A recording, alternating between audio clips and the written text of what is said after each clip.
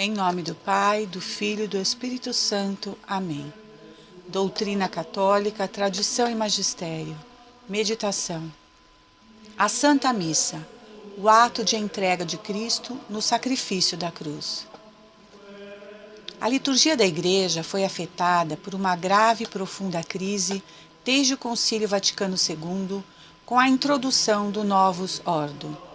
É preciso reconhecer que a grave e profunda crise que atingiu a liturgia e a própria Igreja desde o Concílio se deve ao fato de que seu centro não é mais Deus e a adoração a Ele, mas sim os homens e sua suposta capacidade de fazer algo para manter-se ocupado durante as celebrações eucarísticas. Assim, hoje, um número significativo, uma maioria de líderes da Igreja Católica, subestimam a gravíssima crise que atravessa a Igreja. O relativismo no ensino doutrinário, moral e disciplinar, negação de dogmas, graves abusos e a dessacralização e banalização da Sagrada Liturgia e uma visão meramente social e horizontal da missão da Igreja. A grave crise da fé, não só a nível dos fiéis cristãos, mas também e sobretudo entre muitíssimos sacerdotes e bispos, tornou-nos incapazes de compreender a liturgia eucarística, a Santa Missa, como um sacrifício, como o ato da entrega de uma vez por todas de Cristo pela humanidade no sacrifício da cruz, de maneira sangrenta, por toda a Igreja e através de diferentes épocas, lugares, povos e nações. Mas transformaram esse sacrifício em mero banquete, em um simples memorial, bem ao gosto dos hereges protestantes. Por isso se faz extremamente urgente e necessário a volta à missa de São Pio V, a missa tradicional ou tridentina, como é mais conhecida. A missa tradicional não é uma aparência ou uma coisa do passado, é o pacto real, a missa verdadeira. Mas para recuperá-la na atual tempestade escura do modernismo e falso ecumenismo, andar sobre as águas e uma confiança absoluta nas promessas de nosso Senhor serão necessárias. Tudo por Cristo e pela salvação das almas. Quando a atemporal lex orandi, lex credendi, da Igreja for venerada, amada e vivida, os ventos cessarão e a ordem será restaurada na barca. Jesus Cristo no leme, através de seu vigário em Roma, Jesus Cristo obedecido e Jesus Cristo adorado. Não é de menor importância o que muitos belos elementos e detalhes rituais da missa latina tradicional assinalem esta ordem divina.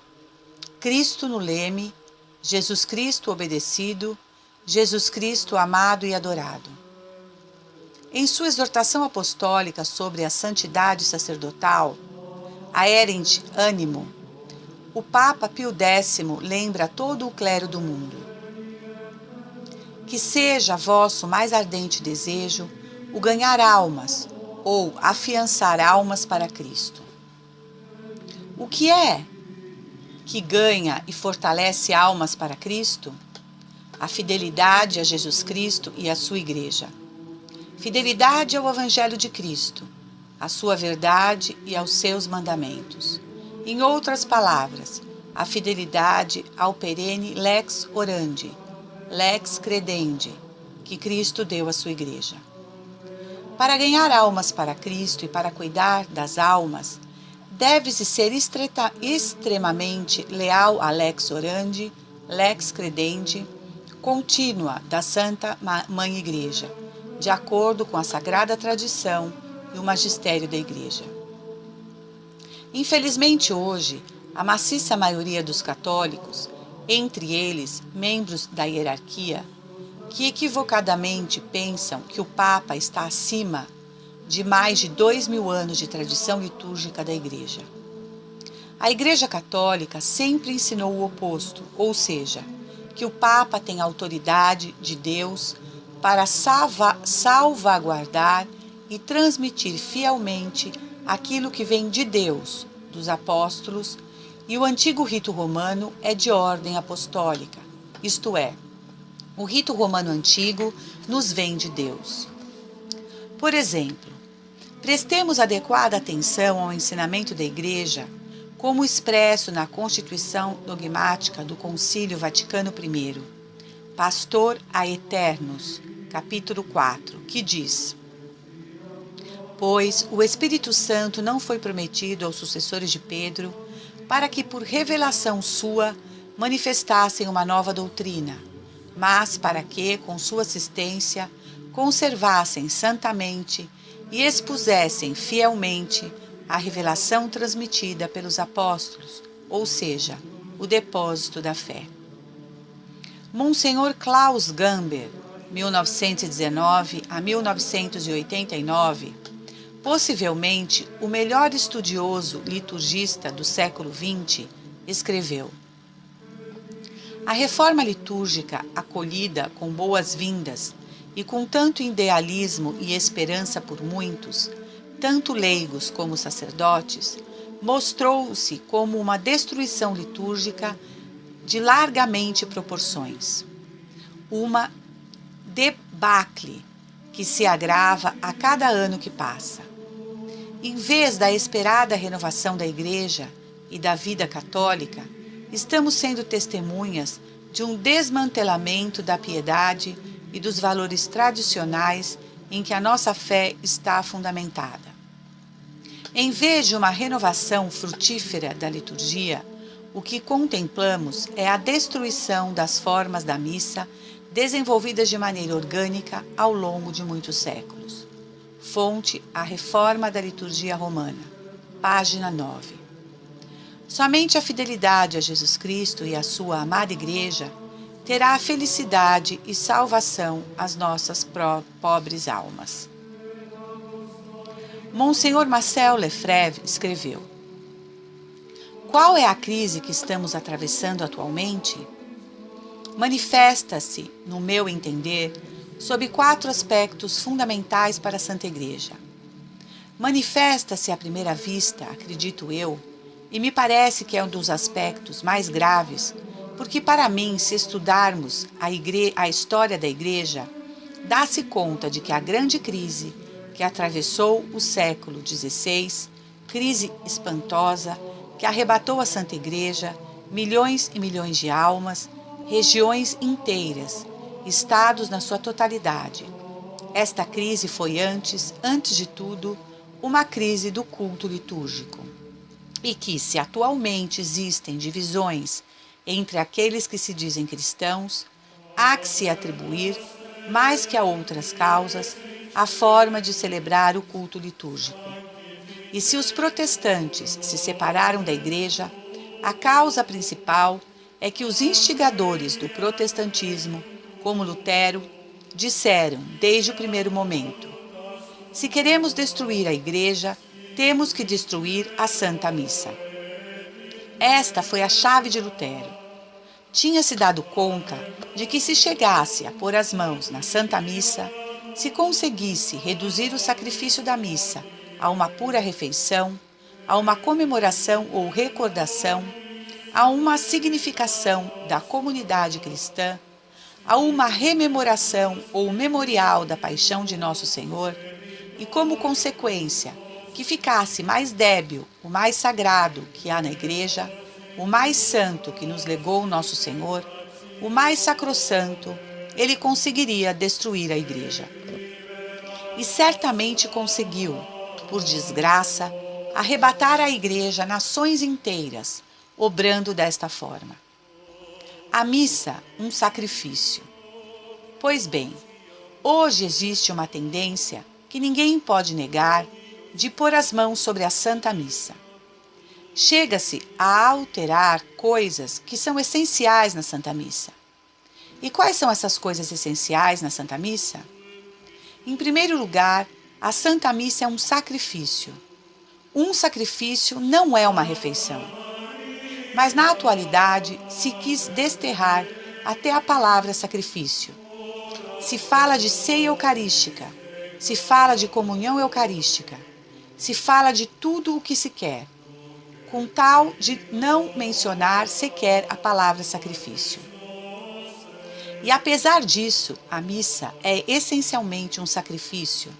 O sacrifício da cruz não é outra coisa.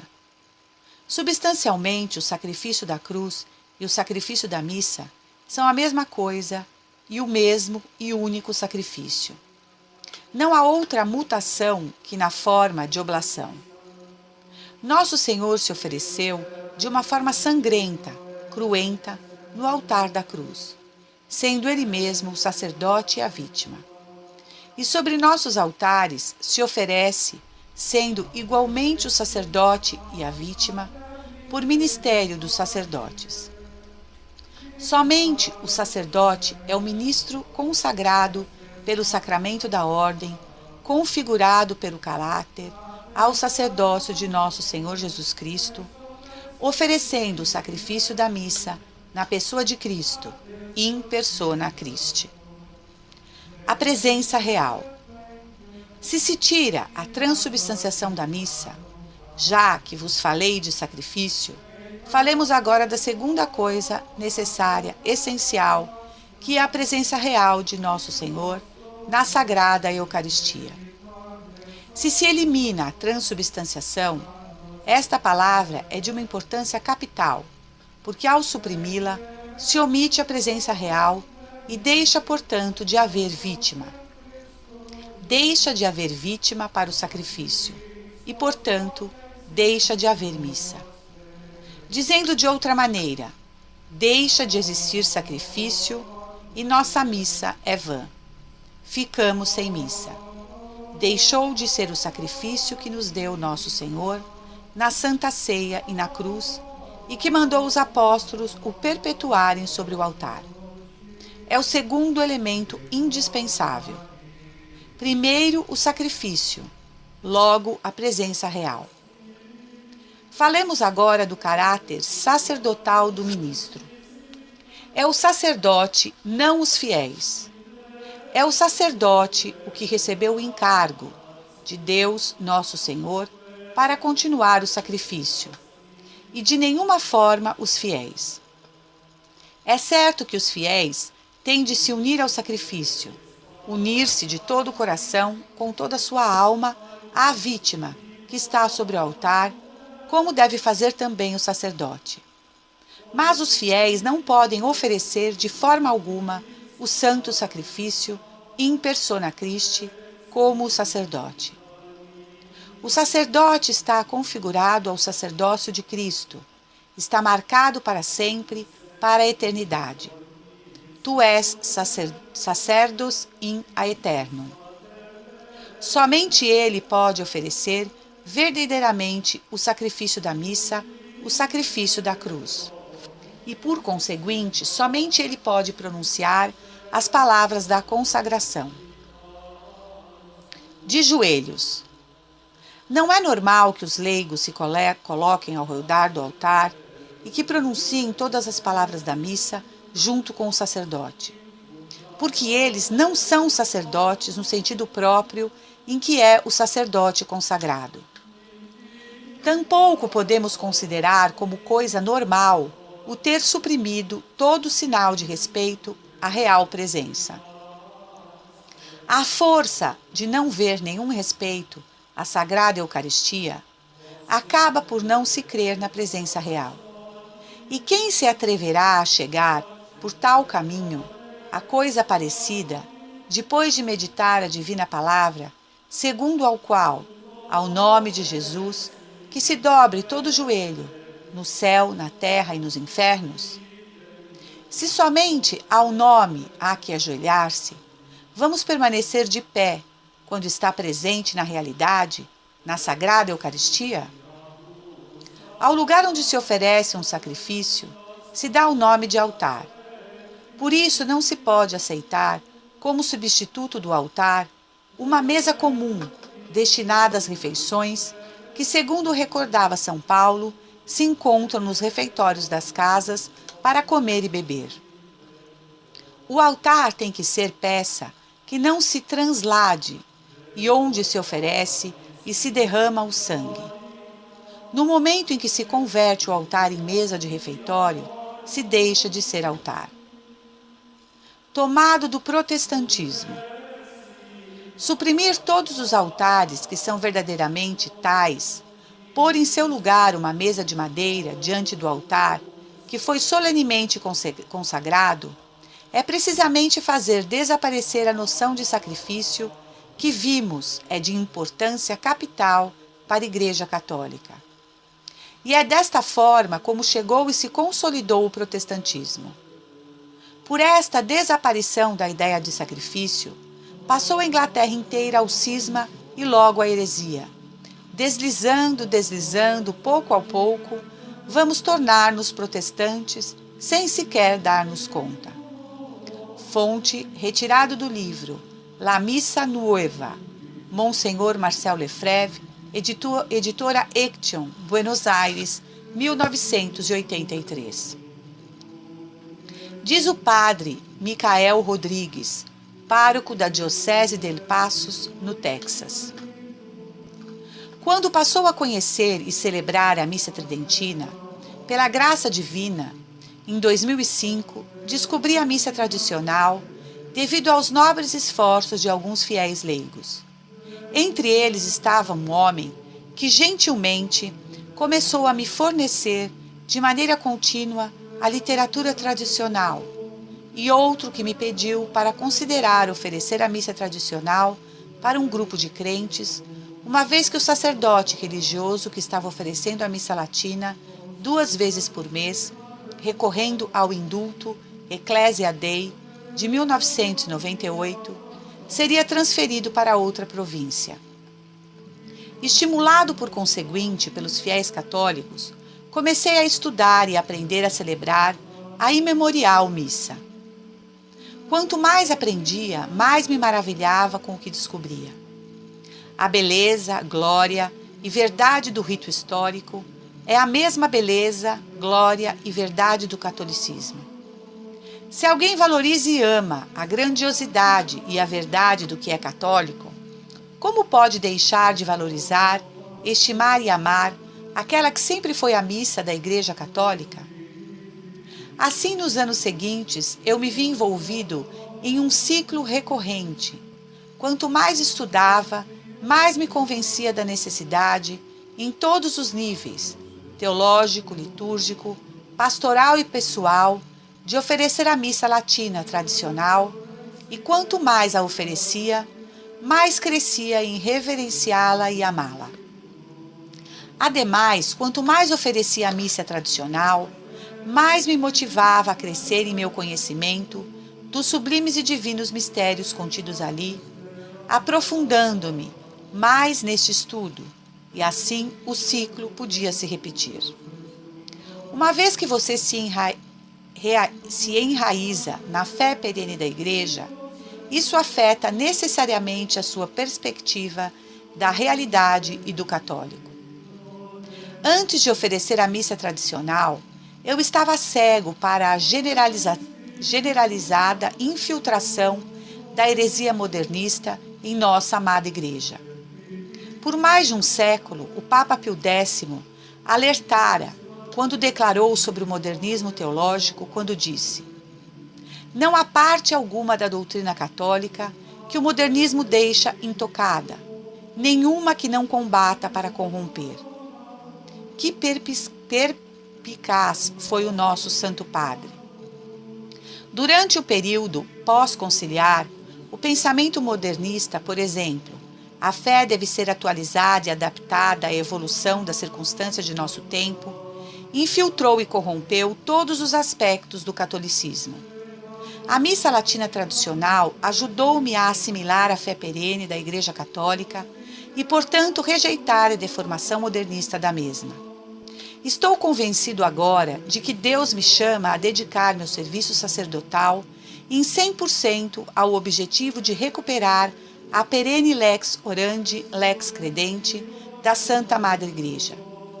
Como é verdadeiro o grito de fé de São Leonardo de Porto Maurício. Escavemos mais a profundidade desta mina, o santo sacrifício da missa, para assim descobrir mais dos grandes tesouros nela contidos. Quão preciosas gemas jazem ali! Por autêntica graça de Deus, eu havia descoberto o mais precioso dos tesouros da Igreja, sua pérola de maior valor. E não mais podia voltar atrás. Eu tinha que continuar adiante. Finaliza o Padre Rodrigues. Todos nós, e não apenas os clérigos, devem lutar para recuperar não só a imemorial missa, mas também a nossa fé imemorial, que inclui um número incontável de componentes ou partes de nossa religião católica que foram removidos, desprezados, diluídos ou simplesmente eliminados para a Revolução Modernista, como, por exemplo, a filosofia escolástica, a doutrina extra ecclesiam nulla salus, fora da igreja não há salvação, a doutrina sobre o reinado social de Jesus Cristo, a santidade e indissolubilidade do matrimônio, os métodos catequéticos e catecismos tradicionais, a formação tradicional de sacerdotes e religiosos, as procissões e devoções eucarísticas, a preparação adequada e devota para a recepção da Sagrada Comunhão e a ação de graças após a mesma, as visitas ao Santíssimo Sacramento, a confissão sincera e frequente, a oração da Sexta-feira Santa da Via Crucis, a devoção ao Sagrado Coração e ao Preciosíssimo Sangue de Jesus, a devoção aos Santíssimos Nomes de Jesus e Maria, a devoção à Bem-aventurada Virgem Maria, a recitação diária do Rosário, o uso piedoso do escapulário e a medalha milagrosa, o uso frequente de sal e água benta, o uso da luz de velas bentas, o devoto tanger dos sinos das igrejas, o uso piedoso de todos os sacramentais, o santo uso das indulgências, a devoção aos anjos e aos santos, a veneração das relíquias de santos e mártires, a devoção às santas almas do purgatório, as orações matutinas e vespertinas, novenas e a reza do Ângelus, 3 vezes ao dia,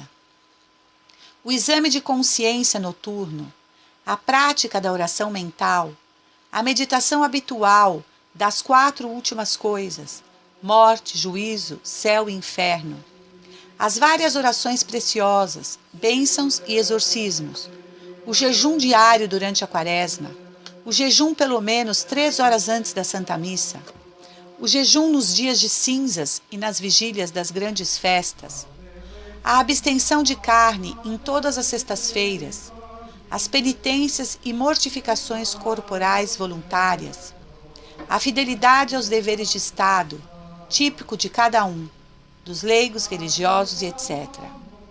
A fidelidade no desenvolvimento das obras espirituais e materiais de caridade, a modéstia no falar, comportamento e vestido, por exemplo, o uso do véu pelas mulheres durante a missa e sempre durante a mesma, o uso de saias ou vestidos longos.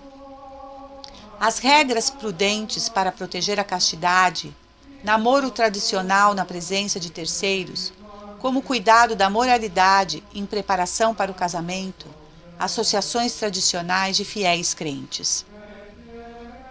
A missa tradicional afeta o nosso modo de entender o santo sacrifício da missa, dando-nos uma plena valorização de sua dimensão sobrenatural. Desde as orações que o sacerdote efetua ao investir-se para a Santa Missa, as orações ao pé do altar, o Salmo 25 no lavabo, para as orações sublimes que sussurram a palavra feita carne, como preparação para a Sagrada Comunhão, sua súplica pela purificação e pureza, pureza do corpo, pureza da alma, pureza de coração, é constante e ardente. Por que isso se realiza assim? Porque o sacerdote deve ser tão santo e tão puro? Porque ele está entrando em um lugar onde nenhum homem pode. Êxodos 3, 5, 6 e Atos 7, 32.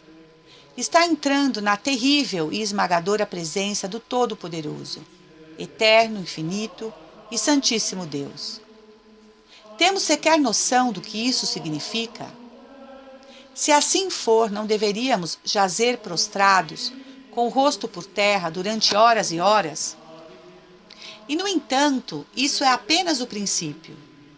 Os mistérios inefáveis do santo sacrifício da missa são muitíssimos maiores do que qualquer coisa que o mundo nos pode oferecer. O sacerdote vai tocar aquele que nenhum homem pode tocar, o Santo de Deus. O sacerdote vai tocar o próprio Deus. Jesus Cristo, por meio do sacerdote, renovará e fará presente outra vez seu sacrifício no Calvário. De que modo nós podemos chegar a entender, ou mesmo de conceber, a magnitude e grandeza destes mistérios inesgotáveis? Contemplando a dimensão sobrenatural do santo sacrifício da missa, São João Crisóstomo, doutor da Igreja, exclamava: Tu, homem, não esqueças em que companhia está durante o solene sacrifício. Está entre serafins e querubins, e entre outros espíritos gloriosos do alto escalão. Precisamos, pois, nos encorajar, tomar esta decisão de começar a participar da Santa Missa no rito codificado por um Papa Santo, São Pio V, que é o rito tridentino. Não fiquemos intimidados pela perspectiva de sua aprendizagem e pela resistência que pode encontrar da parte de seu pároco, de seu bispo ou dos fiéis. Não temamos as perseguições, os julgamentos, críticas. Ocorrem-me à mente as palavras de nosso bem-aventurado Mestre: Bem-aventurados os que são perseguidos por causa da justiça, porque deles é o reino dos céus. Bem-aventurados sois vós, quando os vos injuriarem e perseguirem, e disserem todo mal contra vós por causa de mim. Alegrai-vos e exultai, porque vossa recompensa será grande nos céus. Mateus 5, 10, 12. Tenhamos força. A resistência e perseguição que teremos que suportar por causa disso, a aprendizagem da missa tradicional, seu estudo, a participação constante e até diária da mesma, e tê-la formando e nutrindo nossa vida, pois é, sem dúvida, a maior das bênçãos que podemos receber de Deus. Certamente são muito abençoados todos aqueles que vão em busca da imemorial missa da Igreja Católica, com todo o seu coração, com toda a sua alma, com toda a sua força e com toda a sua mente. É o próprio Cristo, através da venerável tradição litúrgica e do magistério da Santa Mãe Igreja, quem nos chama para a imemorial missa. Não é isto estímulo suficiente? Ao atrair-nos para a missa latina, ele nos chama para si mesmo. Coragem, não temais. Mateus 14, 27. Faríamos bem em refletir sobre toda a passagem, em Mateus 14, 26, 33, que nos diz: Quando os discípulos o perceberam caminhando sobre as águas, ficaram com medo. É um fantasma, disseram eles, soltando gritos de terror. Mas Jesus logo lhes disse: Tranquilizai-vos, sou eu, não tenhais medo.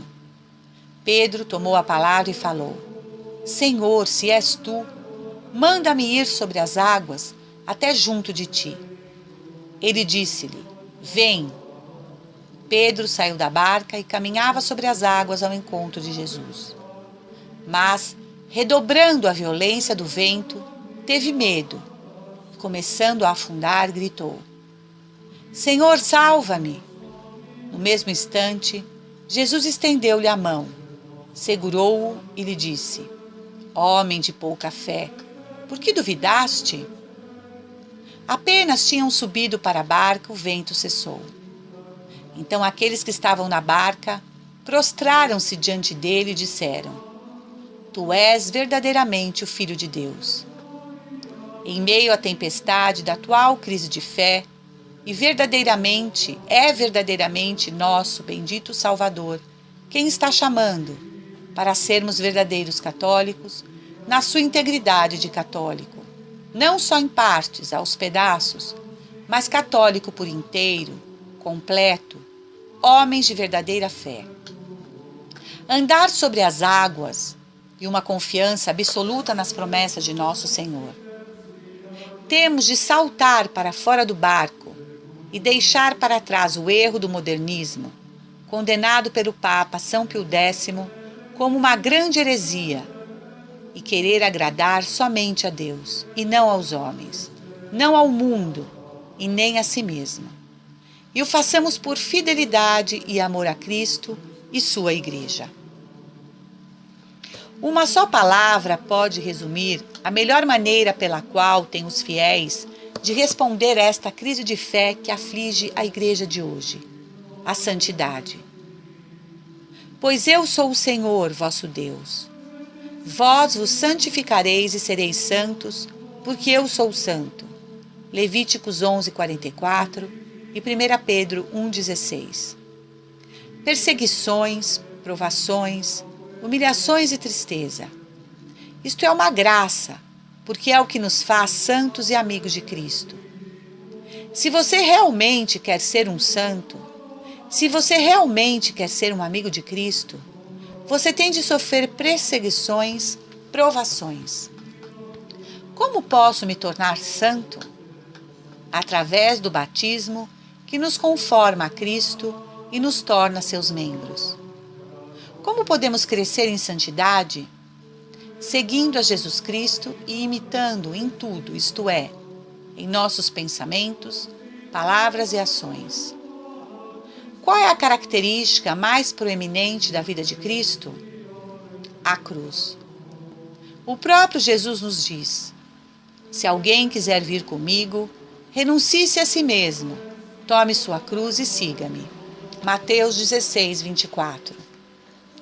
Portanto, a melhor maneira de responder à crise é levar às costas a cruz própria com fé, esperança e caridade. Aos católicos, peço-lhes que conheçam e comecem a assistir à missa latina tradicional. Em primeiro lugar e principalmente, nós crescemos em santidade pela graça de Deus e a cruz de Cristo é a fonte de todas as graças.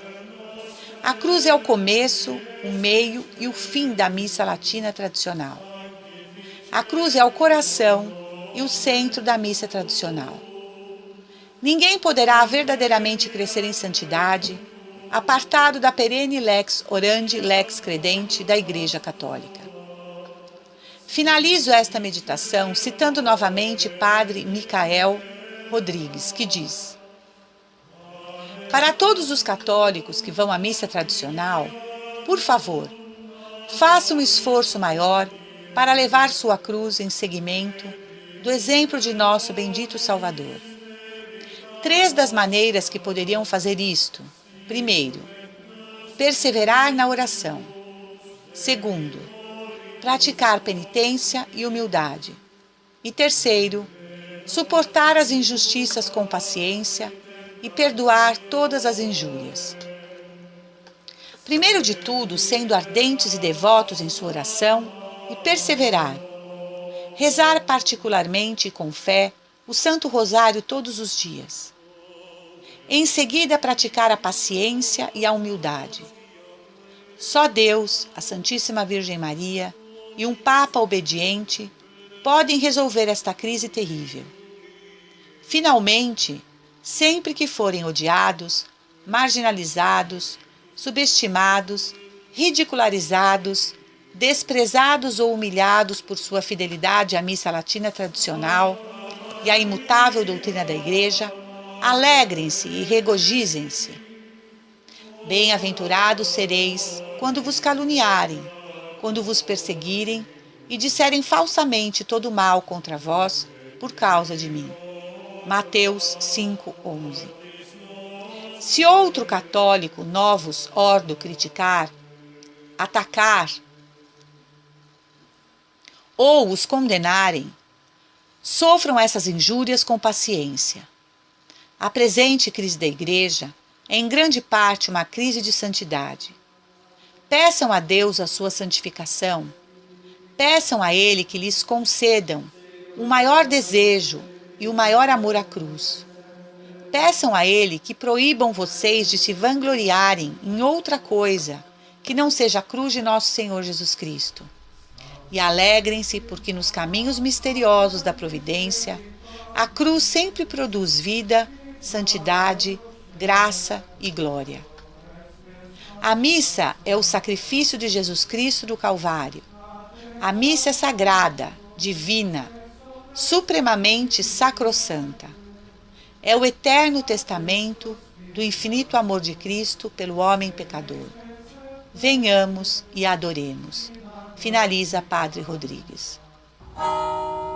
Louvado seja nosso Senhor Jesus Cristo. Salve Maria, viva Cristo Rei. Senhor, dai-nos a fortaleza dos mártires. Em nome do Pai, do Filho e do Espírito Santo. Amém.